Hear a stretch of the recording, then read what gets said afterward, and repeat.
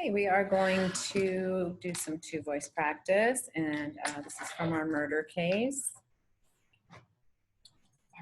I counted, so 140, 150-ish. To me. Okay, I will be the question. And begins for the record. Have a seat over here, please. State your full name and spell your last for the record. My name is Catherine Stanton. Last name is Stanton. Thank you. Where are you employed? Stockton Police Department. And what is your position there? I'm a detective. How long have you been employed by the Stockton Police Department? Since September of 1996. Okay. Did you ever, showing you People's 13, go to an area near 1332 East Weber and kind of stake out that address? Yes, I conducted surveillance at that location. On what date did you conduct your surveillance of that address? It would have been Saturday, April 3rd. Were you with anyone else? No, I was by myself at that time. Were you plain clothes or in a marked car? Tell us. I was in plain clothes and in an unmarked police vehicle. What time did you start surveilling that location? About 8 o'clock in the morning. Were you looking for anyone in particular? We were watching the house for people leaving, for anybody that left the residence. Okay, and without going into the details, were you aware of the incident that occurred the night before? Yes, I was. So were you part of that investigation? Yes, I was. When did you come on board in the investigation? I was contacted at home by Sergeant Capron at 7 in the morning on the 3rd. Okay, so you go, if I heard you right, about 8, did you say? About 8. And what did you see? Hold on a second. Does that address, by the way, show up in People's 17 if you can see that from here? Yes, I can. With the laser, where were you? Let's put it that way. Where I was wouldn't be on this screen. I was farther to the... Where were you in People's 13? Does it show in this sketch here if we could enlarge it? First of all, do you see the address 1332? Yes, I do. It would be the red one on the, it would be my left side. Bear with me, I'm sorry. It's okay. Now show us about where you were if it shows up in the sketch. I would have actually been down Weber Street this way. So over here on the north side of the street, watching this way. As you face the diagram to the left. Yes. Or to the west, okay. So anyway, what did you see that morning, if anything, that caught your attention at or around 1332 East Weber? There were several different cars that came and left from the area, one of which was a red Honda Accord that pulled up to right in front of residence. The front passenger, he got out of the car and went up to the house. Let me just get to, do you recognize this gentleman here? Yes, I do. Do you know him by name? It's Jackson Faisalen. And did you see him at all that morning of the 3rd of April 2004 during your surveillance? Yes, I did. He came out of the house and got into the vehicle. About what time? About 9:30 in the morning. So what did you do when you saw that? I broadcasted over the police radio that there was 2 Asian males that had left the house and were in the red Honda Accord and were leaving the area. Did you go after them at all? I did not. I had a position of point, and on a position of point, I can't leave my point on the residence. I advised other units in the area that the vehicle was leaving to have them stop the vehicle. Okay. And when's the next time, if ever, that you saw the gentleman, Jackson Faisalium, that day? It was later in the evening, about 7 o'clock at night. Where did you see him that night? He was playing basketball at 3830 Alvarado, an apartment complex. Anywhere near this area where you were surveilling? No, it's in North Stockton. Okay. And then what happened when you Well, how did you happen to see him? We were going to the residence with several other officers to make contact at a couple of apartments there. And while we were driving through, I was looking for him, and I saw him playing basketball, wearing the same shirt he was wearing when he got into the car earlier that morning. So what did you see happen to him once you saw him? Officer Cole stopped him, contacted him, searched him, and handcuffed him, and placed him in the patrol car. And that would be it? Okay. Were you there when Cole arrested him? I saw Cole arrest him, yes. Okay, but Mr. Fasalium was playing basketball at 7:30 at night, if I hear you correctly, Yes. with others. Several other people, yes. So these observations you're telling us about were on April 3rd, 2004, correct? Correct. Now, when you saw a person come out of the house that you identified as being Jackson Fasalium, you didn't know his name at that time, did you? You were just sitting there to observe who might come out of the house? That's correct. And so you radioed information describing the Honda and how many people were in it and the description of the people. That's correct. But you didn't have a name at that time? No, I did not. Just a description. And that was about 9:30 a.m. And it was about, did you say 7 p.m. that you saw Mr. Fasalium on the basketball court? It was about 7 o'clock, yes. And it was Officer Stephen Cole that arrested him? That's correct. And one of the reasons you were able to recognize Mr. Fasalium around 7 p.m. is he was dressed the same way as you had seen him earlier? Yes, he was wearing the same clothing, and his hair was very distinctive. At that time, it was about collar length and kind of shaggy looking. And wearing the same clothes? And wearing the same clothes, yes. And did you have any other involvement with him? Did you transport him or anything? No, I did not. It was Officer Cole did the transporting, or do you know? I can't say for sure. Okay, we have a new witness now. Back on the record. Have a seat over here, please. State your full name and spell your last name for the record. Jimmy Fritz, Fritts. Thank you. Where are you employed, sir? City of Stockton Police Department. Your position there?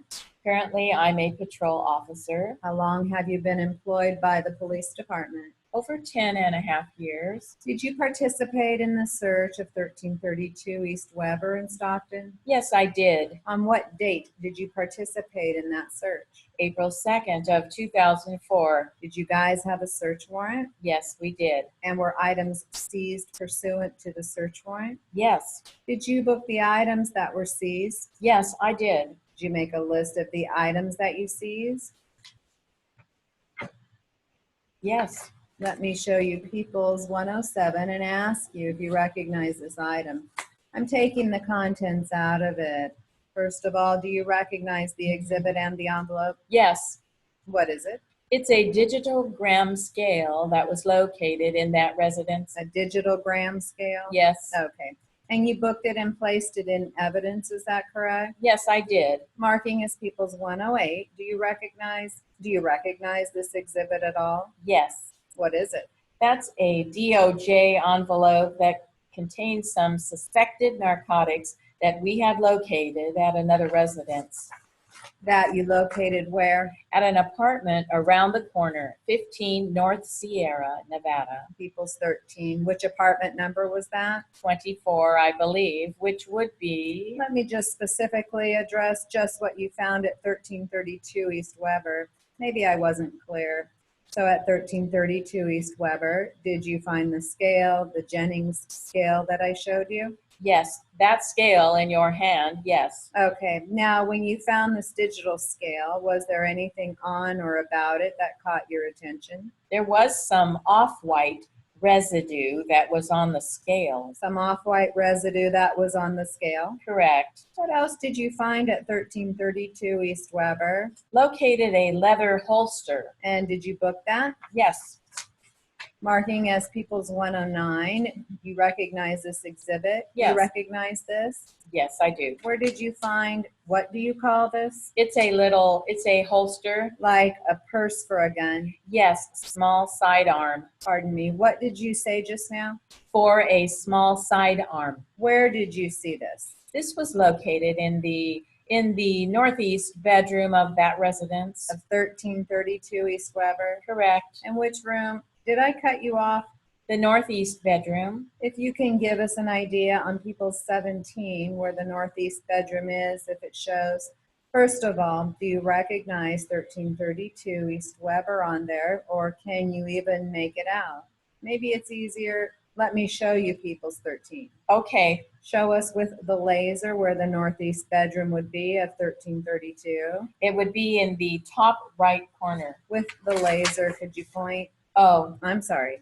right there. Put a little X. Does that X indicate where the northeast bedroom is? Yes. Okay, on People's 13. By the way, where did you find the Jennings scale with the off-white powder residue? In that same bedroom in a plastic tote. What color did you say this holster was? Brown. Does it appear to have something that might allow one to attach it to one's belt? Yes, it has a little metal clip which could be attached onto a belt. Did you find a firearm in that bedroom at all? Any firearm? No weapon was located, no. Find some bullets? There were some .357 Magnum rounds located. I believe it was like in a cup in the living room. What caliber? .357. Okay. About how many of them? Can I refer to my report? I'll give you the exact number. Sure, if that would refresh your memory. My mistake. They were actually 45 auto, and there were 17. Okay, that's what I was. There were 17 in quantity, 45 auto. Did you book those? Yes. By the way, what date did you say this search was? From looking at my report again. This is a report that you yourself prepared, is that correct? Correct. Would it help you to remember the date if you spent a moment and looked at it? Could you read it to yourself? Yes. Look up. Does that help you remember? Yes. What date? There's a calendar behind you if you need to refer to it. As far as the days of the week, what date did you conduct the search pursuant to the search warrant at 1332 East Weber? The actual search would have been early that morning of the 3rd. Okay. The incident happened on the 2nd. Okay, and showing you item number, People's Exhibit 110, a little envelope. Do you recognize this item? Yes. What is it? That would be the K-pack or the envelope where I booked the bullets. Envelope that you booked what? The bullets. The ones that you found in 1332? Correct. 17 of them? Yes. In which part of the house? I'll give you the exact location if I just look at the report. That was located in the living room on a shelf in a cup. The bullets were inside like a styrofoam cup. Okay, small point, but let me just show you People's 111. Do you recognize the contents of this exhibit? Yes, that's the styrofoam cup where the bullets were. The 17 bullets were in here and they were on a shelf in the living room? In the living room. Not in the northeast bedroom? No. Okay, all right. Now this scale, could you check your report and see precisely where you found this scale? Is it your item 3 on your report, page 1? Yes. Oh, it was in a wood cabinet that was underneath this plastic tote that was in the northeast bedroom. So the search at 1332 East Weber, did you start that around 10:45 a.m. on April 3rd? Approximately, yes. And I take it then you did not find anything that you believed to be a controlled substance of any kind in 1332 East Weber. You didn't find any bags of drugs or anything like that? Nothing that, like, we were able to get a positive test on. Well, you mentioned some residue on the scale, and I imagine you had some suspicion about what would be on the scale. Correct. But was there enough there to collect? No. Did you collect that, what you found as residue? Did you collect that and put it in a little container? No, it was left with the scale. I'm sorry? It was left with the scale. There wasn't much to, There wasn't enough to even collect a sample? no. In the same northeast bedroom inside the closet, did you find a school transcript for somebody named Verosik Fongsi? Yes. And in a drawer of the same wood cabinet where the scale was there a plastic storage container that contained a California ID card for Verosik Fongsi? Yes. And did you find also with the scale, with item number 3, the scale, did you find a citation written out to a person named Verosik Fongsi? Yes. You didn't find anything at 1332 East Weber that indicated that a person named Jackson Fasalium lived there, Phayasaleum. You didn't find any evidence indicating that a person of that name lived there, did you? No, not that I know of. And you found no firearm, correct? Correct. No firearms. And the rounds you found were .45 caliber. Correct. Where the .45 caliber ammunition was found in the styrofoam cup, was that on the top shelf of a cabinet in the living room? I believe so. I remember it was on a shelf on the wall in the living room. Did you indicate in your report that was the location? I believe so, yes. Yes, top shelf. The scale that you found at 1332 East Weber in the northeast bedroom, the one I showed you. Yes. Did you find anything that appeared to go along with that scale in any other searches that you did that day? Yes. Do you have your report with you? Yes. Page 2 of 2. Uh-huh. Did you find a scale container with a scale missing? Yes. Where? In apartment 15 Sierra Nevada, apartment number 24. Mike and John Kalick's place? Yes. Okay. So what did you do with that item, the container for the scale? That was also booked into property. What property number did you give that? I believe on the same one, B10727. What number? I don't have the numbers listed on my report. Did you think those items were connected somehow, or there was a box that a scale would go in that you found also at 15? Connected in which way do you mean? You found an empty container at 15 North Sierra Nevada? It was the cover for a gram scale. Not a digital gram scale, but for a gram scale. It's not connected in any way with what is marked as People's 107, is it? Whatever you found at 17 North Sierra Nevada? Well, depends on how you mean by connected. It isn't, I mean, as in if you're putting pieces together, that scale does not go with that scale. What you found at 15 North Sierra Nevada was not part of what is marked as 107 here. Correct.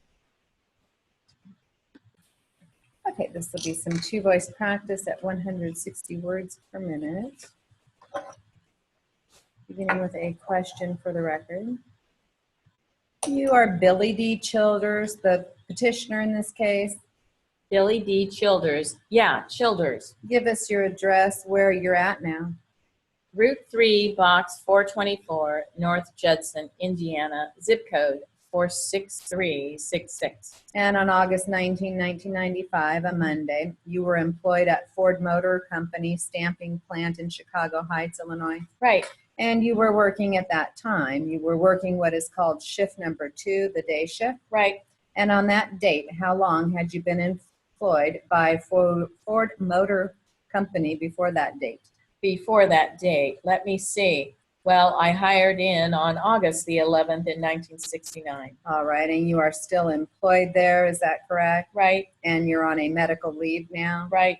And the nature of your medical leave at the present time is not connected with what transpired at the stamping plant on August 19, 1995? No. All right. Now, what was your job class on August 1995? Automatic blanker operator. And you were working 11 department at Blanker 1? Right.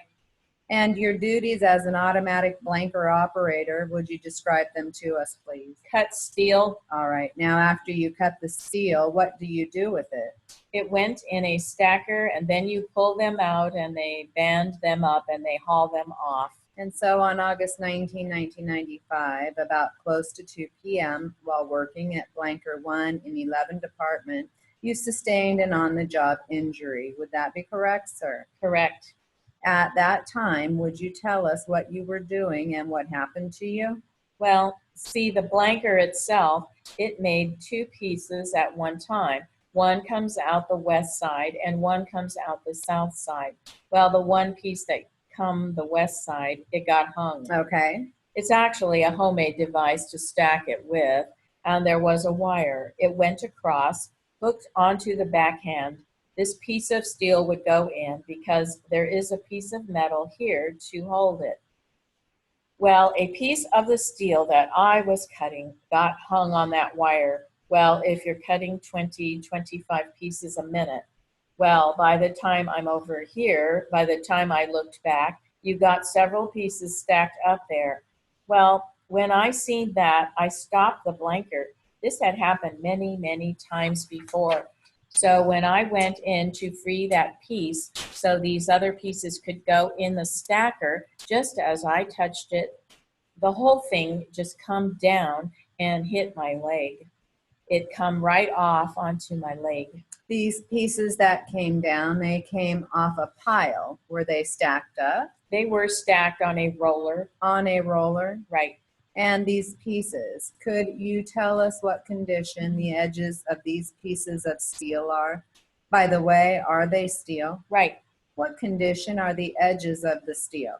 Well, they're not sharp, but they're just like a saw, just like they saw you. When this steel came down off the stack, is that correct? Off the stack? Yeah, they all came down at one time on me. All right. How many pieces came down? I don't know how many pieces. There were several pieces there, but I didn't have time to count. All right. And is it correct, sir, that you were struck by the steel when it came down and hit you in the left leg?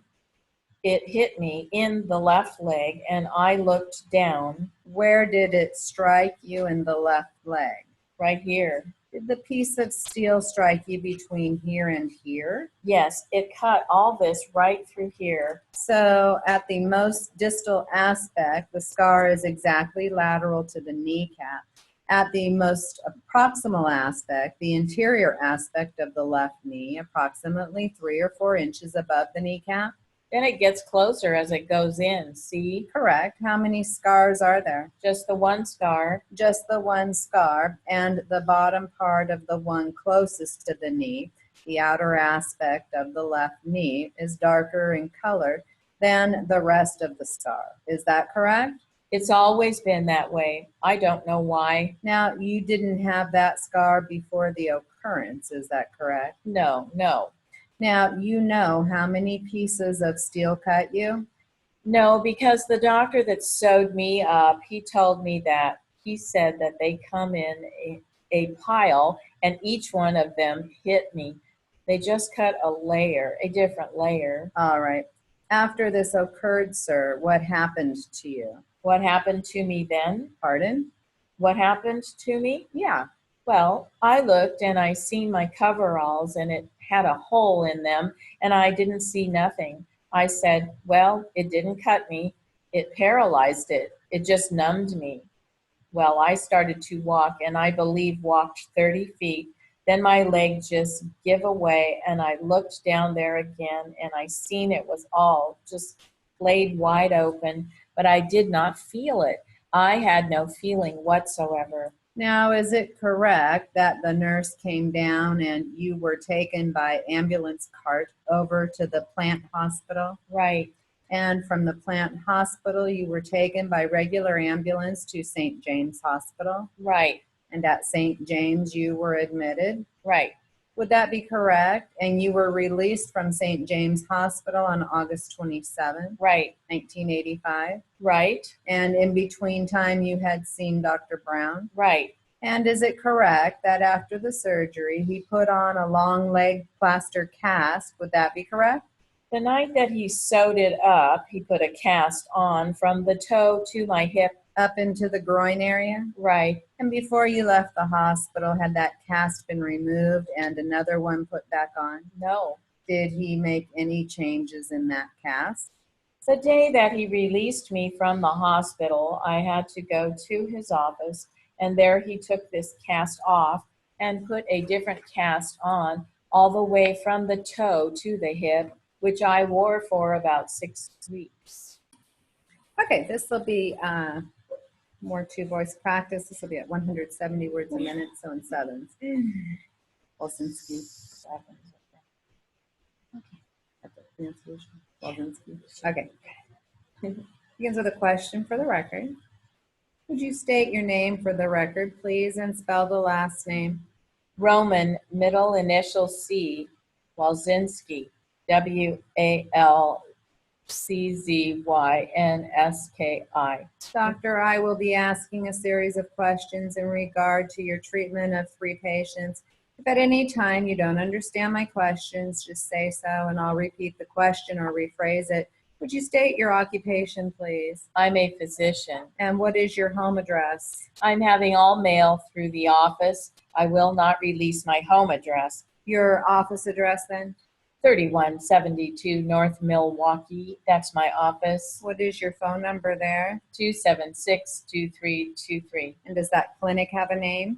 Full Med. How long have you been practicing at that location? Around 2 years. Yes, it will be 2 years now. And where were you immediately prior to that? I was on Damon, 208 North Damon. 208 North Damon? Yes, How long were you at that location? since 1984. That means 8 years. Okay, where did you go to school? Dansky, and again, NGDANSKI in Poland. And did you receive a medical degree there? No, MD degree. Yes, And what year was that? 1964. When did you come to the United States? In 1980. Okay, did you practice in Poland before coming to the United States? Yes. Did you come directly to Chicago? I was first in Canada doing my residency and internship training. The last residency and training I had in Chicago, yes, And where did you take that training? at Illinois Masonic Medical Center. Are you licensed in Illinois? Yes, Are you licensed in any other state? in Canada And when did you receive your Illinois license? in 1983. Do you specialize in any field of medicine? I am a family practitioner and I'm board eligible as a pediatrician. But you have not yet taken the board? No, I'm a fellow in the American Academy of Family Practitioners. Are you associated with any hospitals? Yes, with Walter Memorial Hospital, Belmont Hospital, and with Illinois Masonic Medical Center. Are you also associated with Norwegian American Hospital? I am on staff over there, but I'm putting patients in there quite rarely. That's why I didn't mention it. Is there any particular reason why you are not putting patients there? The patients say they don't want to go in that area because of crime. Doctor, have you ever been known by another name? No, I haven't. Have you ever been convicted of a felony? No. Did you have an occasion to treat Deborah Alexander, Vicki Jones, and Harry Bond? Yes. Would you examine the documents before you? And can you tell me if those are the originals of the records that we subpoenaed from your office? Yes. Are those the complete records that you have on those 3 patients? Yes. Okay. Had you ever treated any of these patients prior to October of 1988? No. Did you see all 3 of those patients on the same day? Yes. Do you know who referred them to your office? No. Do you know Dr. Nicholas Mitchell? Yes. What type of practice is he in? He is a general practitioner. Does he generally refer patients to your office? No. Does he ever refer patients to your office? For consultation. How about for treatment? Sometimes for treatment he would, yes. Do you know if he referred these 3 patients to you? No, I cannot tell you that. Are the handwritten notes that are attached for each patient, are those in your handwriting? Yes. And how about the typewritten report? Was that prepared under your direction? Yes. Did you type that or did someone else type it? I don't remember some of the medical reports I am typing, yes, but I can't remember if I did or somebody else did. With Deborah Alexander, what did your examination show? First of all, what date did you see Deborah Alexander? That was October the 21st, 88. And do your records ever show that you had ever seen her prior to that date? No, What did your examination reveal on that date? that the patient was alert but in distress, that her eyes were elevated on both sides, that there was some tenderness in the neck area and some tenderness in the back area. And what part of the back was that? The lower back, Did you have x-rays taken? yes, And where did those take place? at the Norwegian hospital. And what did those x-rays show, if anything?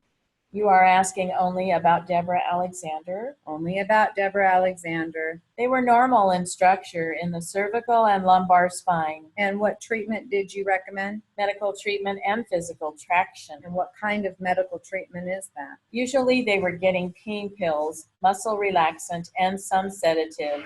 Was hospitalization required for administration of this medicine? For two reasons. First of all, if the eyes are elevated, that means something is going on in this brain, and that was the major problem. Did you have Deborah Alexander admitted to the hospital? Yes. And what, if anything, was the course of hospital treatment? First of all, this was observation. That's extremely important, especially if a patient is suspicious. If I am suspicious about brain problems. Of course, she received medical treatment. That means the same treatment I mentioned before, but the observation was the major thing. Was there any brain involvement in this case? No. If there was involvement of the brain, how long would you expect? After how long a period of time would you expect that to show up? That's not a simple question. Okay, well, can you explain to me what would be? That could be many things, and of course, the duration of treatment would be extremely different. How long did you have Deborah Alexander in the hospital? She was admitted the 21st and discharged the 27th.